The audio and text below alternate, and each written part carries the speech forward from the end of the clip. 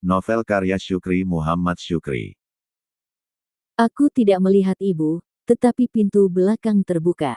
Dugaanku, ibu sudah keluar dari pintu itu, melalui jalan tikus menuju ke permukiman penduduk, di kaki buntul Dedecer. Sepertinya mencari bantuan penduduk sekitar. Mereka yang tinggal di sana masih sepupu dengan bapak. Seandainya mereka naik ke buntul Dedecer dengan senjata terhunus, pertumpahan darah bakal tak terhindarkan. Tidak ada Rani di sini, teriak bapak. Orangku pernah melihatnya di rumah kepala kampung, teriak lelaki itu. Di sini tidak ada, jawab bapak dengan suara bariton sangat keras. Kami mau periksa ke dalam, teriak lelaki berjambang itu. Sebelum Awan Aji melangkah ke dalam, di luar terdengar puluhan suara telapak kaki menuju ke rumahku. Lalu, bayang-bayang tubuh manusia menyemut di belakang kelompok lelaki berjambang itu. Makin lama jumlahnya makin banyak. Ibu berhasil mendatangkan bantuan tepat waktu. Suasana pun makin tegang dan mencekam. Ada apa ini? Suara Tengku Paya terdengar dari balik kerumunan itu. Cucuku disembunyikan orang ini, kata lelaki berjambang mencari arah suara Tengku Paya. Siapa nama cucu Anda? Tanya Tengku Paya. Rani, jawab lelaki itu dengan suara setengah berteriak. Dia bukan di sini, ada di rumahku. Ungkap Tengku Paya. Kembalikan, teriak lelaki berjambang itu. Penduduk serentak mengangkat parang, siap membacok. Lelaki berjambang itu terkejut, mundur selangkah merapatkan punggungnya ke dinding rumah. Tengku Paya menenangkan situasi, meminta penduduk tidak melakukan tindakan melawan hukum. Si gadis datang ke rumahku bertujuan baik, teriak Tengku Paya dengan suara keras. Cucuku diculik, dilarikan pemuda di sini.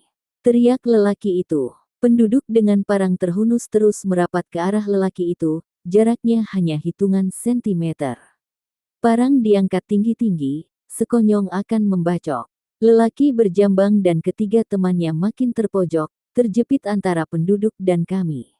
Ujung tombak Paman Paya Tumpi hampir menyentuh punggung lelaki berjambang itu. Aku bisa melihat ketakutan di wajah lelaki berjambang dan ketiga temannya. Siapa bilang dia diculik? Tanya Tengku Paya. Lalu, kenapa dia ada di sini? Kata lelaki berjambang itu. Dia datang sendiri ke rumahku, Sabtu siang kemarin.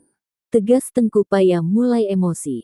Bohong, teriak lelaki berjambang itu. Bacok, pekik penduduk yang mulai tidak sabar. Jangan, hardik Tengku Paya. Penduduk menurunkan senjatanya, patuh kepada Tengku Paya. Saat itu, sudah biner matani lo sekitar pukul 6.30. Wajah lelaki berjambang itu mulai terlihat. Itu yang bernama Awan Aji, bisik Paman Paya Tumpi kepada bapak. Meski terintimidasi, Awan Aji masih garang. Sedangkan Tengku Paya berusaha mendinginkan emosi warga, agar tidak terjadi pertumpahan darah. Imam yang merangkap sebagai kepala kampung itu berhasil mengajak lelaki berjambang bermusyawarah ke Mersah, musala kampung. Malu, ribut-ribut di rumah orang, di Mersah kita selesaikan, bujuk Tengku Paya mulai lembut. Lelaki berjambang itu minta waktu bermusyawarah dengan ketiga pengikutnya. Tengku Paya menemuiku di dalam rumah. Dia berbisik ke telingaku, benarkah sisir tanduk hadiah darimu? Sesaat aku terdiam, benar Tengku, ungkapku. Baik, kita ke Mersah. Kata lelaki berjambang itu berdiri di ambang pintu.